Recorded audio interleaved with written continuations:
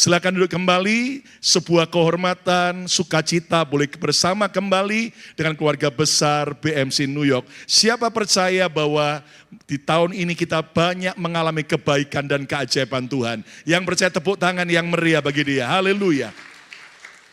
Nah saudara, tahun ini terus kita banyak belajar tentang future foresight. Memang masa depan adalah sesuatu yang misteri. Tetapi di dalam Yesus, yang misteri itu justru dia mau agar kita persiapkan. Saudara, percayalah Yesus adalah Alfa dan Omega. Artinya dia ada di hari masa lalu kita. Dia juga ada di hari ini. Tetapi Yesus juga ada di masa depan kita. Yang percaya katakan amin. Nah itu sebabnya saudara-saudaraku, kita nggak perlu takut dan gentar akan hari esok.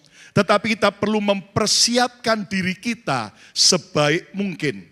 Nah, subtema kita bulan Oktober ini adalah hidup seimbang. Kata bersama saya, hidup seimbang. Nah, keseimbangan yang kita harus miliki terukur dari seberapa kuat kualitas kekristenan kita.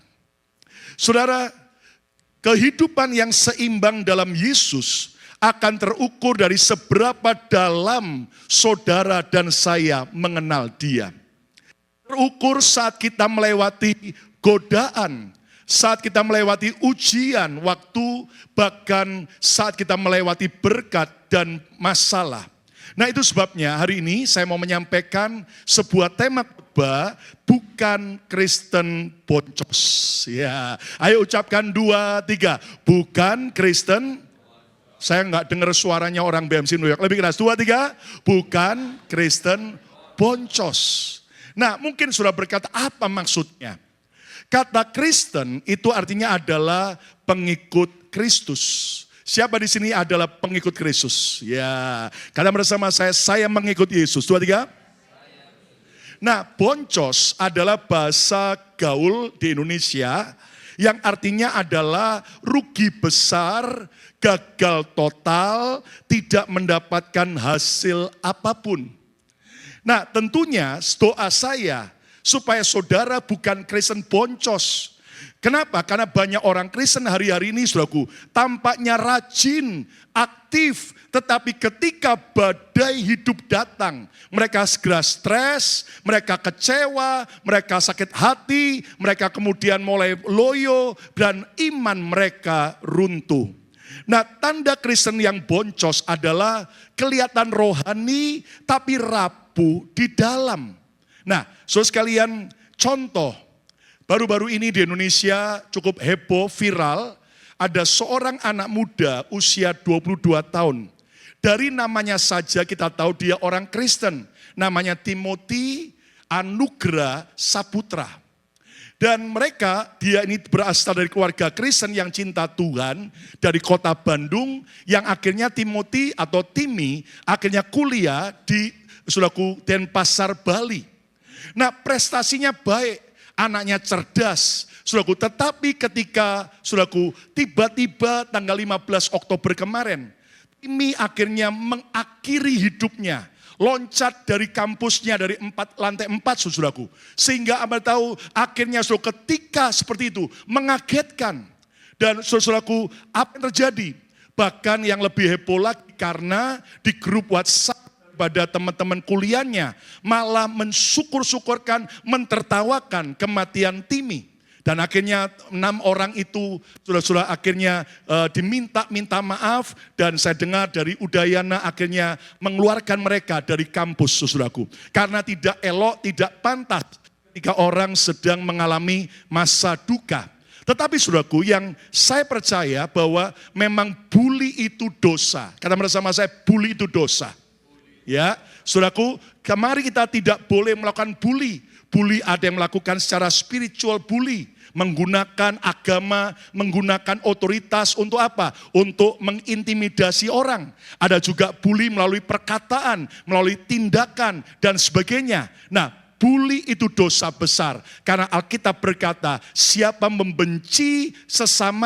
menghina sesamanya, ia menghina penciptanya. Ayo hari ini, kalau saudara adalah orang yang pernah membuli keluarga Anda, membuli teman kerja atau orang lain, stop, karena itu jahat di mata Tuhan. Tapi jika seandainya saudara melewati bully, kuatkan hatimu, karena kita punya Yesus yang bisa memberi kita kemenangan. Tepuk tangan yang meriah bagi Tuhan, amin.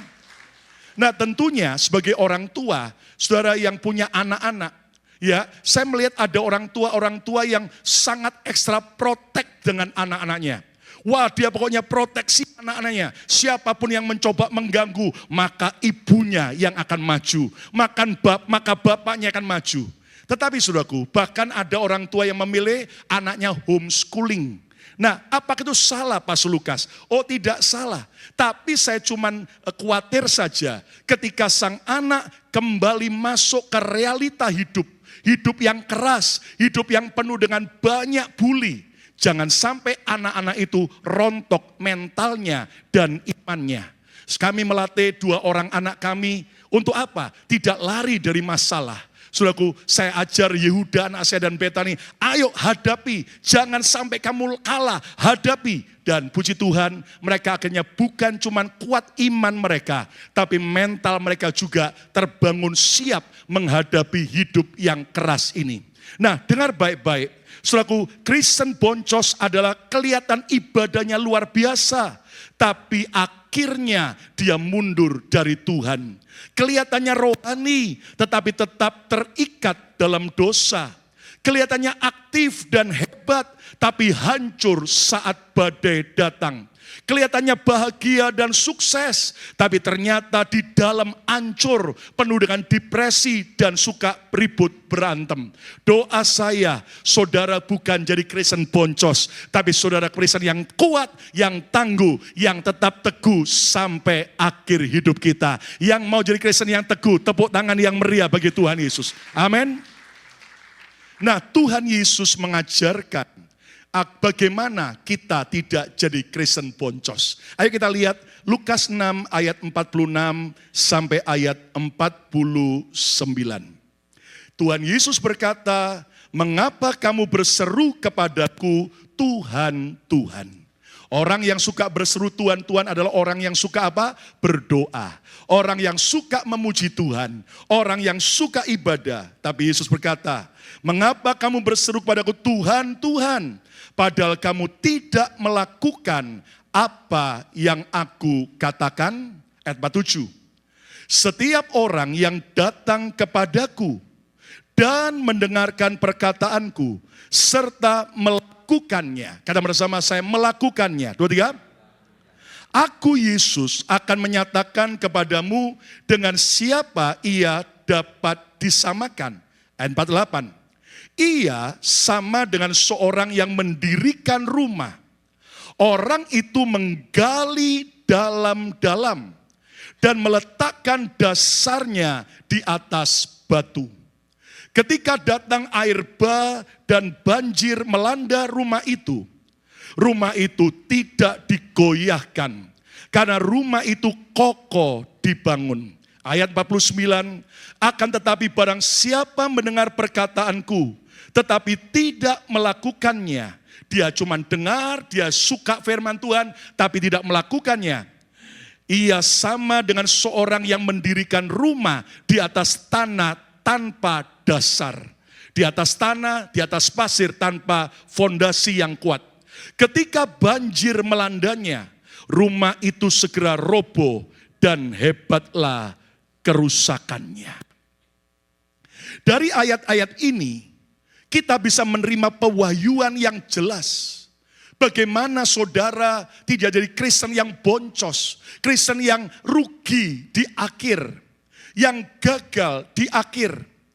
Saudara sekalian, banyak orang Kristen hari ini seperti rumah yang di atas tanah yang rapuh. Mereka tampaknya rajin ibadah. Mereka aktif di sosial media rohani, sering sharing Alkitab, sering sharing ayat-ayat firman, bahkan sering berseru Tuhan, Tuhan. Namun ketika badai datang, baik itu masalah ekonomi, baik itu masalah keluarga, godaan, tekanan di pekerjaan, saudaraku, bully, imannya rontok karena tidak dibangun di atas dasar yang kokoh. Tahukah Anda bahwa setiap kali Yesus mengajar, dia selalu mengkaitkan dengan budaya orang Israel pada waktu itu. Kenapa? Karena Yesus lahir di Israel, dia orang Yahudi, dan dia menggunakan banyak ilustrasi, contoh-contoh yang ada di sekitarnya untuk membuat para pendengarnya dengan mudah menangkapnya. Tahukah Anda bahwa waktu Yesus mengajar ini, Yesus sedang ada di wilayah Galilea. Nah, kalau Anda ngerti ya, nanti tanggal 4 November kami 32 orang rombongan berangkat lagi tur ke Israel. Doa saya suatu hari saudara juga akan berangkat ke Israel. Katakan amin ya. Dan kalau malam ini kalau ada saudara yang mau titip kertas permohonan doa untuk kami bawa ke Israel, kita doakan tiap hari, silakan nanti kumpulkan, saya akan bawa. Nah, tapi jangan kasih foto saya. Oh, saya mau kasih foto aja Pak. Enggak apa-apa, kasih foto juga apa-apa ya. Asal jangan fotonya saudaraku Donald Trump, saudara itu. Ya, nanti bisa urusan lain, saudara. Nah, dengar baik-baik. Ternyata Yerusalem itu jauh dari wilayah Galilea. Galilea adalah dekat Danau Tiberias atau Danau Galilea. Dan di Galilea itu banyak bukit-bukit berbatu-batu. Batunya banyak, bukit-bukitnya. Nah, tentunya kalau membangun rumah di atas bukit yang berbatu-batu sulit. Nah, di lembah daripada bukit-bukit itu ada tanah datar yang seringkali disebut wadi. Kata bersama saya wadi, 2, 3. Nah, di wadi itulah, di tanah yang datar di lembah itulah orang biasanya membangun rumah. Namun apa yang terjadi ketika hujan turun di Israel, memang jarang, tetapi kalau sampai hujan lebat turun, maka wadi itu, lembah itu akan dilalui oleh air yang deras, air hujan. Dan itu bisa berubah jadi banjir bandang.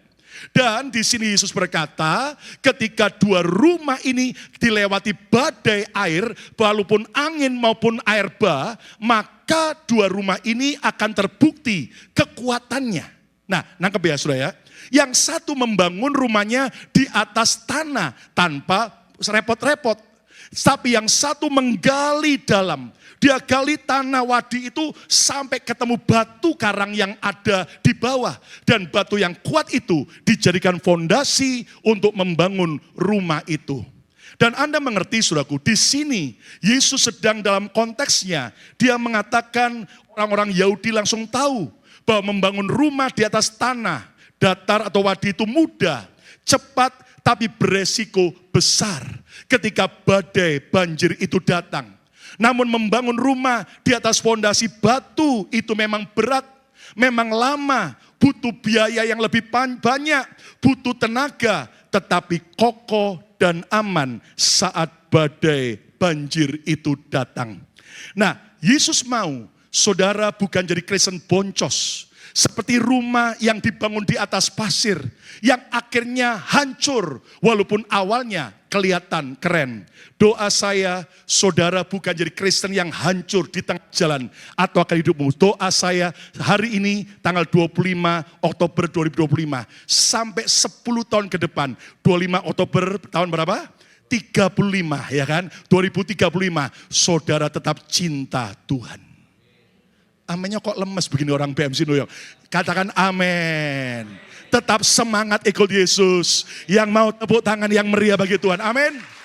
Bahkan sampai akhir hidup kita. Senggolkan dari bro, sis, tetap harus kuat.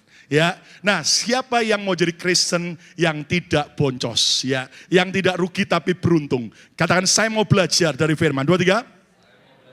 Nah, saya mau bagikan beberapa rahasia. Yang pertama, lihat kembali dalam Lukas 6 ayat 46. Yesus berkata, mengapa kamu berseru kepadaku Tuhan, Tuhan, padahal kamu tidak melakukan apa yang aku katakan? Jadi saudaraku, jangan cuman cinta firman. Jangan cuman rajin baca Alkitab. Jangan berhenti cuman Anda koleksi banyak khotbah-khotbah yang luar biasa. Tetapi yang pertama, izinkan firman Tuhan mentransformasi hidup saudara. Katakan bersama saya, firman Tuhan harus mentransformasi hidup saya. 2, 3. Firman Tuhan harus mentransformasi hidup saya. Jangan sekedar suka mendengar firman Tuhan, tetapi lakukanlah firman Tuhan setiap hari. Firman Tuhan bukan sekedar bahan motivasi. Oh, kalau lagi stres, baca firman, kuat, jadi motivasi segar. Tetapi jadikan firman sebagai bahan transformasi. Mengubah hidup saya, mentransform dari hidup yang jelek jadi hidup yang mulia. Yang percaya, katakan amin. Banyak orang rajin ibadah, suka berdoa, suka sharing ayat, suka dengar khotbah, tapi tindakan mereka tidak sejalan dengan firman Tuhan. Tuhan menilai bukan dari seberapa sering kita berseru dan berdoa, tetapi dari konsistensi kita melaksanakan setiap firman Tuhan. Nah, berseru tanpa melakukan ibarat membangun rumah rohani tanpa fondasi. Tampaknya hebat tapi kosong dan rapuh. Banyak orang suka mendengar firman Tuhan, tetapi tidak suka diubah oleh firman Tuhan. Hari ini izinkan setiap kali firman berbicara, transformasi hidup kita. Yang mau katakan amin. Dari orang yang penuh dengan keegoisan, mau menangnya sendiri, saat dengar firman Tuhan untuk kita rela berkorban, maka saudara jadi orang yang murah hati. Katakan yes. Dari orang yang dikit-dikit tersinggungan, suka marah, waktu dengar firman, mengubah karakter kita jadi seorang pengampun dan juga pemaaf. Katakan yes. Dari orang yang selalu tidak jujur, akhirnya berubah jadi orang yang jujur dan bisa dipercaya. Katakan amin. Nah, izinkan firman Tuhan mentransformasi hidup saudara dan saya. Sedihnya saudaraku, banyak orang di gereja semua kayak malaikat. Coba lihat kanan kiri dulu. Semua kayak apa? Malaikat. Wih. Waktu angkat tangan, hati yang hancur. Wih, sambil menikmati. Malaikat pun minder sampean itu. Wow, kalau nyanyi sampai nangis, mendayu-dayu. Tapi pertanyaannya, saat saudara di tempat pekerjaan, apakah engkau sama dengan waktu di gereja? Waktu saudara di rumah, apakah saudara, keluargamu, pasangan saudara, anakmu, orang tuamu, istrimu, suamimu melihat Yesus ada dalam hidup saudara? Nah, ini loh persoalannya. Banyak orang Kristen kalau di gereja jagoan, tapi kalau di kerjaan alamak setan saja sampai minder saudara. Ya kan? Kalau di rumah galaknya bukan main. Di sini kalau di rumah ada yang galak enggak? Oh, enggak ada ya. Wah, puji Tuhan Pastor Yongki ya. Sukses penggembalaannya. Amin. Ya. Haleluya. Ayo. Siapa yang bisa main catur atau minimal tahu tentang catur, chess? Ya tahu ya. Nah, Anda tahu di antara bidak catur apa yang paling powerful? Hah? Tahu semua, queen. Ratu itu sangat powerful. Kenapa? Kuda kalau jalan harus apa? Kayak L, ya kan? Pion paling banter cuma 2 langkah ke depan. Lalu kalau apalagi benteng ya itu hanya lurus, ya kan? Tapi ratu, queen itu powerful sekali. Dia bisa lurus, dia bisa belok kanan, dia belok kiri, mau berapa langkah saja terserah dia. Dan dalam rumah tangga ratu itu ibarat siapa? Istri, saudara ya. Makanya hai suami-suami, hargailah istri Anda. Karena istri Anda powerful sekali, saudara. Loh, iya Pak ya? Powerful sekali, ya kan? Ibu-ibu itu sudah kuat, apalagi mak-mak, saudara itu. Apalagi AI itu, jangan coba diganggu, saudara itu. Kalau mau menjangkau jiwa, jangkau gerakan AI, saudara ya. AI, mak-mak kalau bergerak, dahsyat. Makanya partai politik itu tahu, saudara itu. Selain menjangkau anak muda, mak-mak kalau bergerak, jadi militan sekali. Kenapa? Para ratu-ratu yang powerful bergerak, saudara itu. Tapi Bu, hai para ratu, Hai para ratu, kok enggak ada yang nyaut? Sehebat apapun ibu-ibu sebagai ratu di rumah, hati-hati, jaga king Anda. Jaga baik-baik raja Anda, suami Anda. Biar king kalau dicatur cuman bisa maju satu langkah. Tetap ratu harus proteksi dengan baik. Kenapa? Kalau sampai king raja mati, selesai permainan. Selesai permainan. Nah artinya Bu, hargai, hormat. Berubah Bu, percaya kalau engkau memperlakukan suamimu dengan hormat, engkau percaya, engkau akan diberkati luar biasa. Tepuk tangan yang meriah bagi Tuhan. Ya, Anda harus tahu kalau sampai ada suami seringkali lembur kerja, suka enggak di rumah, itu bukan karena mau cari duit, mau lari dari kenyataan, saudara. Karena kalau pulang rumah menghadapi ratu yang galak, saudara itu. Ya, nah jangan sampai kemudian suami Anda stres, frustrasi, sampai akhirnya kena jantungan dan mati, saudara itu. Nah makanya belajar, ayo dalam rumah tangga, supaya pasangan kita melihat Yesus hadir dalam hidup kita. Tepuk tangan yang meriah bagi Tuhan. Amin, saudaraku. Nah kalau Anda mau anak-anak saudara cinta Tuhan, mereka enggak perlu diajari dulu, mereka perlu dicontohin dulu. Nah bagaimana kalau orang tua tiap hari ribut, berantem, dikit-dikit ribut. Kira-kira Pastor Yongki, jemaat BMC New York ada yang suka ribut gak? Oh enggak ada, puji Tuhan. Ya kan? Enggak ada, amin. Enggak ada yang ngaku maksud saya itu. Nah ayo supaya apa? Supaya anak-anak saudara melihat ada Yesus dalam hidup saudara. Tepuk tangan yang meriah bagi Tuhan. Amin saudaraku. Nah firman Tuhan bukan cuma untuk dikutip, tapi untuk dijalani. Kata bersama saya, dijalani. Ya, kalau firman berkata, hai suami-suami, hormatilah istrimu, kasihlah istrimu, maka bapak-bapak enggak boleh kasar sama suami. Katakan amin. Happy wife, happy life. Percaya kalau ratu itu bahagia. Anda percaya saudaraku, semua hidupmu akan penuh kemuliaan. Makanya wanita, istri-istri, itu cepat awet muda atau cepat awet tua, saudara. Tergantung dari bagaimana suaminya jadi pelaku firman Tuhan. Amin, saudaraku. Ya, ada yang tanya sama istri saya, Pastor Shelly kok tambah awet muda ya, kok tambah cantik. Saya langsung, gitu. Ya kan, selain perlakuan suami yang baik, perawatan juga tambah mahal, saudara. Ya anyway, jadilah pelaku firman, karena melakukan firman dimulai bukan di gereja, tapi di rumah tangga kita. Bukan di luar rumah, tapi di dalam rumah. Dan engkau harus kuat dan harus menjadi pelaku firman dari rumah tangga kita. Tepuk tangan yang meriah bagi Tuhan, amin. Nah yang kedua, rahasia tidak jadi Kristen yang boncos, Kristen yang rugi adalah apa? Lihat kembali dalam Lukas 6 ayat 47 sampai 48.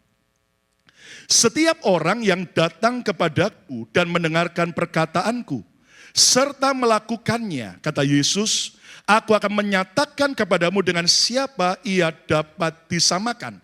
Ayat 48, mari baca bersama, 2, 3.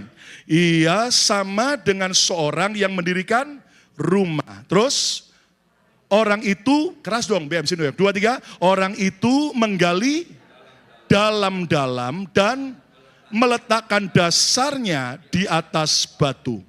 Ketika datang air bah dan banjir melanda rumah itu tidak dapat digoyahkan karena rumah itu apa? Kokoh dibangun. Yesus menjelaskan dengan detail bagaimana kalau saudara mau membangun rumah yang kuat, Anda harus menggali dalam-dalam. Artinya seberapa dalam kau menggali, seberapa kuat rumah hidup saudara, seberapa kuat rumah tangga Anda, seberapa kuat yaitu rumah rohani Anda, rumah pelayanan saudara, rumah kesehatan saudara. Katakan amin. Nah temukan sampai apa? Ada batu yang kuat. Dan dari situ engkau mulai membangun sebuah rumah. Saudara yang kedua, jadilah Kristen mendalam, bukan Kristen yang dangkal.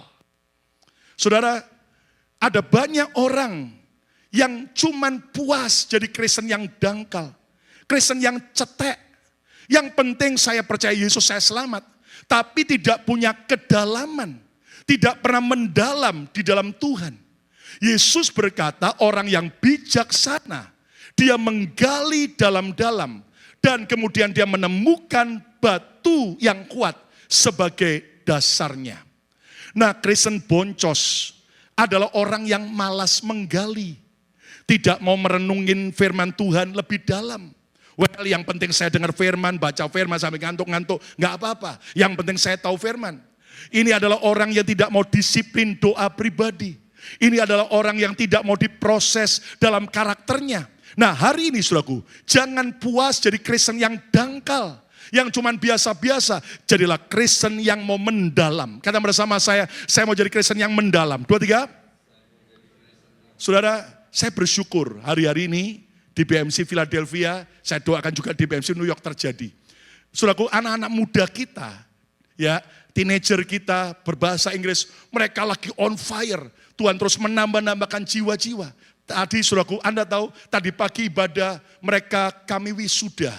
Para leadernya dulu ada 17 orang yang mereka haus dan minta sama saya. Saya enggak nawari, tapi justru mereka minta, Pastor Lukas, kami mau belajar doktrin gereja lebih dalam. Loh, saya kaget. Ternyata anak-anak muda sekarang ini haus belajar firman Tuhan lebih dalam. Enggak cuman ecek-ecek, tapi mendalam tentang Tritunggal, tentang bahasa roh, tentang banyak hal-hal yang dalam. Kedatangan Tuhan kembali, pengangkatan dan sebagainya. Antikris. Anda tahu, lalu mereka berkata, Pastor Lukas bisa enggak Senin malam? Karena kami cuma bisa Senin malam. Walaupun Senin harusnya saat untuk kami keluarga. Saya bilang sama istri, gimana? Karena kita sepakat, oke, selama kalian haus dan rindu belajar firman, kita siap. Anda tahu, hampir sebulan lebih, ya, akhirnya kita selesaikan semua program kelas SOM, School of Ministry. Dan yang menarik tadi, kami wisuda mereka, dan mereka berkata, kami mau terus berdiri dan belajar firman. Lihat, kalau anak-anak muda kita haus dan lapar akan firman, saudara juga harus makin mendalam mengerti kebenaran firman Tuhan. Tepuk tangan yang meriah bagi Tuhan Yesus. Amin.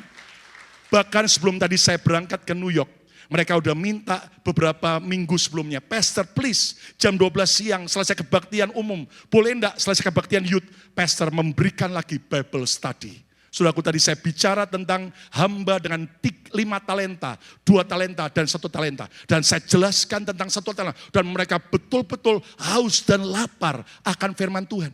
Nah, ayo hari ini, jangan cukup puas Anda jadi Kristen yang dangkal. Engkau cuma tahu dari kata orang, engkau cuma tahu dari kata pendeta, namun engkau tidak ngalami secara pribadi. Banyak orang Kristen hari ini bukannya tidak punya iman, tapi imannya dangkal. Dan tidak heran begitu kena masalah dikit aja, langsung kecewa dan boncos imannya. Doa saya, saudara bukan jadi Kristen yang dangkal, tapi Kristen yang mendalam dan terus mendalam sampai kita kenal Tuhan lebih dalam lagi. Tepuk tangan yang meriah bagi Tuhan. Amin. Nah, Yesus berkata, orang itu menggali dalam-dalam. Kata bersama saya harus menggali dalam-dalam. Ini bicara apa? Harus ada proses menggali. Memang capek, memang melelahkan. Ini adalah perjalanan proses ketaatan kita yang tidak bisa secara instan. Saudara, banyak orang cuman pingin, wow, enak ya orang itu sukses. Wow, enak ya orang itu dipakai Tuhan. Nah, saudara, nggak ada Kristen instan. Yang ada adalah proses. Kata bersama saya, proses. Saya percaya Pastor Yongki bisa ada sampai hari ini, lewati banyak proses. Saya bisa ada sampai hari ini, lewati banyak proses. Dan semua saudara harus siap diproses Tuhan. Dan Anda tahu apa yang kita harus lakukan. Saudara harus menggali dalam-dalam, sampai engkau menemukan batu. Dan batu ini gambaran siapa?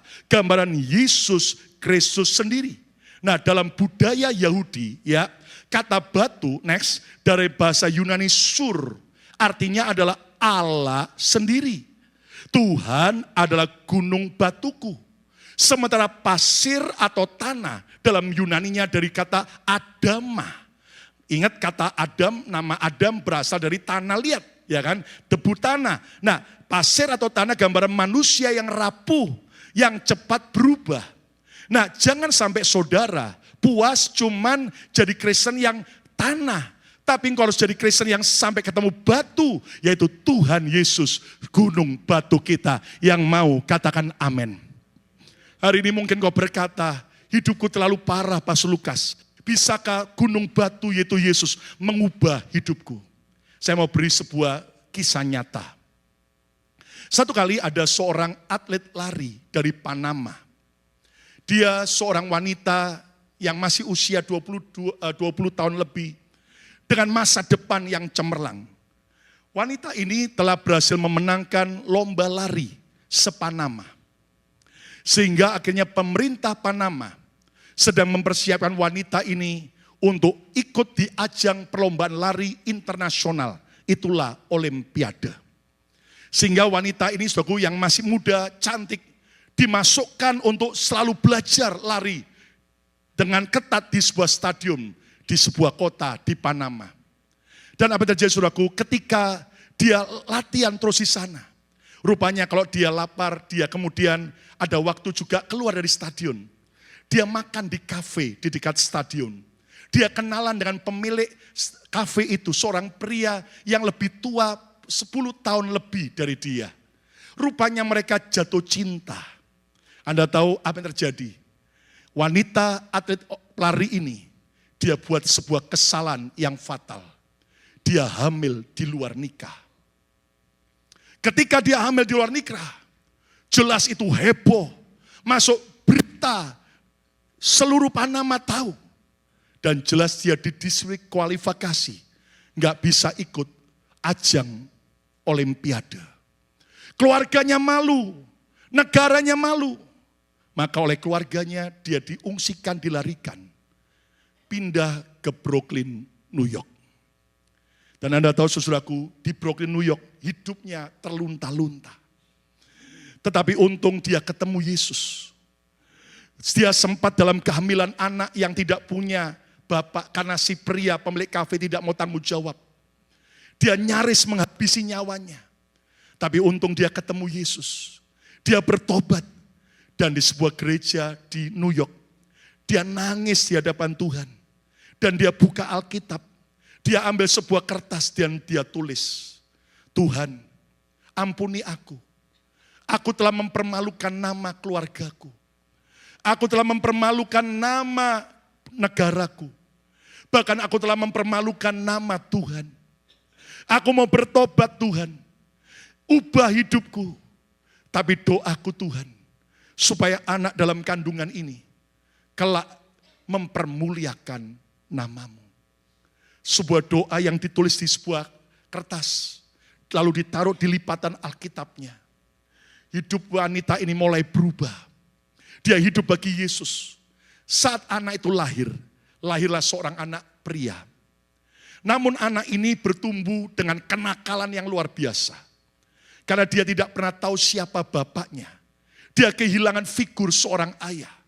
Dan ternyata dia menjadi seorang muslim dan dia menjadi anak kesayangan dari seorang tokoh Islam radikal di New York. Dia betul-betul diajar banyak hal yang radikal. Tapi untung dia seorang yang pandai di sekolah. Sampai akhirnya dia lulus dari sarjana yang bagus. Dan dia kerja sebagai banker di New York. Dia kerja di sebuah bank yang bagus di New York. Dan ketika dia makin sukses, dia merasa tetap kosong. Dia merasa hampa. Dia sudah punya banyak kekayaan tapi kosong. Sampai satu kali sekretarisnya, seorang wanita Kristen, berkata, bos mau ikut saya enggak nanti malam? Loh kemana? Lalu sekretarisnya menunjukkan sebuah brosur. Ini loh, ada KKR. Apa itu KKR? Oh ini revival meeting. Ada seorang mantan ketua geng di Bronx, New York, bernama Nicky Cruz. Dia bertobat, dia jadi anak Tuhan, dia jadi penginjil. Bos mau enggak ikut saya nanti malam? Singkatnya pemuda itu berkata, oke, aku enggak ada acara. Dia ikut dengan sekretarisnya dan malam itu Tuhan melawat dia. Dia bertobat, diubah oleh Tuhan. Tepuk tangan yang meriah bagi Tuhan. Akhirnya pemuda itu, pria itu bertumbuh makin cinta Tuhan. Dan singkatnya dia menjadi seorang hamba Tuhan. Dan orang itu bernama A.R. Bernard. Inilah Pastor A.R. Bernard. Seorang yang menggembalakan, merintis dari gereja hanya berapa orang. Sampai menjadi gereja CCC. Ya, Christian Cultural Church yang ada di Brooklyn. Dan itu tadi mamanya. Dan Anda tahu saudaraku, bagaimana akhirnya hidupnya betul-betul mempermuliakan nama Tuhan. Dia begitu dekat dengan para presiden Amerika. Dan kalau Anda Google namanya, dia termasuk orang yang 50 besar berpengaruh di seluruh Amerika. Dia hari ini sedang membangun proyek besar untuk warga Brooklyn yang miskin. Sekian banyak rumah-rumah, saudaraku, yang sederhana untuk orang-orang miskin. Dan ibunya berkata, terima kasih Tuhan. Doaku dijawab oleh Tuhan. Tepuk tangan yang meriah. Ayo tepuk tangan, katakan haleluya. Katakan haleluya. Hari ini izinkan firman Tuhan mentransformasi hidupmu. Dan jadilah Kristen yang mendalam. Lebih dalam lagi. Katakan amin. Saudaraku, yang ketiga, yang terakhir. Rahasia tidak jadi Kristen boncos. Lihat sekarang kembali Lukas 6 ayat 48 sampai 49. Ia sama dengan seorang yang mendirikan rumah. Orang itu menggali dalam-dalam dan meletakkan dasarnya di atas batu. Ketika datang air bah dan banjir melanda rumah itu. Rumah itu tidak dapat digoyahkan karena rumah itu kokoh dibangun. 49. Akan tetapi barang siapa mendengar perkataanku dan tidak melakukannya, ia sama dengan seorang yang mendirikan rumah di atas tanah tanpa dasar. Ketika banjir melandanya, rumah itu segera roboh dan hebatlah kerusakannya. Lihat kemari, aneh sekali. Yesus tidak mengecualikan dalam perumpamaannya. Oh, yang jadi pelaku firman Tuhan, rumahnya tidak akan kena badai. Tidak. Yang jadi pelaku firman maupun yang tidak jadi pelaku firman, sama-sama ngalami badai enggak? Sama. Namun hasil akhirnya berbeda. Orang yang membangun rumahnya di atas batu yang kuat, akan tetap kokoh dan tetap kuat. Saudara, yang ketiga, jadilah Kristen tahan terhadap badai dan godaan. Bro, sis, hidup akan makin penuh dengan tantangan. Tapi kalau engkau hadapi hidup ini dengan percaya, dengan iman, saudara akan lihat engkau akan mengubah badai jadi kesaksian dan kemuliaan yang ajaib. Katakan amin. Saudara, badai dan godaan akan menyingkapkan semuanya. Akan mengekspos seberapa engkau dalam kenal Tuhan. Rumah tanpa fondasi akan hancur ketika badai datang. Rumah di atas batu tetap teguh walaupun dunia mencoba menggoyahkannya. Dengar, terkadang Tuhan izinkan badai itu datang. Bukan untuk menghukum saudara. Bukan untuk menghancurkan Anda. Tetapi untuk menunjukkan fondasi iman saudara. Dan saya percaya ketika engkau terus berdiri dalam firman, walaupun badai itu berat, saudara akan lihat di balik badai akan ada kemuliaan Tuhan. Yang percaya katakan amin. Kristen sejati bukan yang takut badai, tetapi tetap berdiri di tengah badai. Dan badai tidak akan menghancurkan orang yang berakar, tetapi cuman menguji seberapa dalam fondasi imannya. Saudara, pandemi kemarin telah mengekspos siapa Kristen yang boncos dan siapa Kristen yang tetap teguh sampai akhir. Kami pun melihat di Philadelphia ada pengusaha maupun jemaat biasa yang lewati badai. Ada orang Kristen yang melayani maupun jemaat biasa yang sama-sama lewati badai. Ada yang masalah keluarga, ada yang masalah kesehatan, ada yang masalah ekonomi. Tapi saya melihat orang Kristen yang berakar kuat, dia tetap tegar lewati badai. Dan saya selalu melihat Allah turut bekerja melewati badai, melalui badai, di tengah badai. Untuk apa? Mendatangkan kemuliaan yang ajaib. Tepuk tangan yang meriah bagi Tuhan. Ayo tepuk tangan yang meriah, katakan haleluya. Katakan haleluya. Jujur, kalau hari ini kau tidak mengalami badai, jangan sombong. Tapi siapkan dirimu. Karena suatu saat badai bisa terjadi. Namun pesan saya, jangan takut. Tuhan tetap bersemayam di atas badai. Seperti saudaraku, rumah itu lewati badai yang keras, tapi tetap kokoh karena dibangun di atas batu yang kuat. Yesus gunung batu kita, Dia perlindungan kita, dan selamat menikmati badai. Karena melalui badai engkau akan makin naik kelas bersama dengan Tuhan. Siapa mau naik kelas? Katakan amin. Katakan amin. Katakan haleluya. Kesimpulannya saudaraku, pemain musik silakan. Saya katakan bahwa jangan jadi Kristen boncos. Yang awalnya hebat tapi rugi akhirnya. Tetapi jadilah Kristen dewasa. Dan bagaimana rahasia tidak jadi Kristen boncos. Yang pertama, izinkan firman Tuhan mentransformasi hidupmu. Jangan cuma dengar firman, tapi lakukan. Izinkan firman mengubah hidup saudara. Perkatakan firman tiap hari. Dan yang kedua, jadilah Kristen yang mendalam. Dan bukan Kristen yang dangkal. Dan yang ketiga, jadi Kristen yang tahan badai dan tahan godaan. Doa saya, biar BMC New York akan makin penuh kemuliaan Tuhan. Yang mau, ayo berdiri bersama-sama, datang pada Tuhan. Terima kasih Tuhan. Kita memang tidak ingin badai datang. Tetapi Tuhan tidak pernah menjanjikan hidup tanpa badai. Rumah yang di atas batu pun lewati badai, lewati banjir. Hari ini jangan kecewa. Kenapa aku makin cinta Tuhan? Kok bukannya doaku dijawab? Kok makin aku mengalami hal yang buruk? Percayalah, Tuhan sedang bekerja mendatangkan kebaikan.